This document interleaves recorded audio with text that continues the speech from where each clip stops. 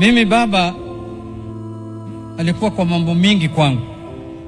Mimi nilikutana na baba nikiwa na miaka 24, the year 2001. Miaka 23 na 4 ingine sijaona kiongozi ingine, sijaona chama ingine. Chama yangu ilikuwa baba na baba ndiye alikuwa baba yangu. Baba alinifanya meya ya Migori nikiwa na miaka 25. Aliniwekelea hapo. Akanifanya mbunge miaka mingi mpaka nikakuwa minority leader kupitia baba.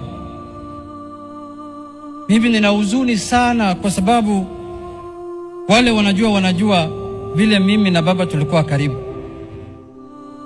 Lakini yote tunasema tunawachia Mungu. Nimeona mitandao wanashapiga bimbo, wanasema sasa huyu ni political orphan, huyu amekwisha. Lakini nimeona hapa orphans wako wengi sana. Wale wameongea hapa yote wamelia. Sasa nitasanya hawa yote nikuwe chairman yao. Orphans ziko mingi hapa hata roho yangu ikarudi nilipoona orphans vile umelia hapa. Mimi nilikuwa na huzuni peke yangu, nilisema nimekwisha. Kumbe tuko wengi. Tuko wengi hapa. Hiyo nimefurahi sana. Lakini mimi nataka kusema hivi, jambo la mwisho. Baba alikuwa mtu ajabu sana. And for us, he was our leader, he was our father, and he was everything to us.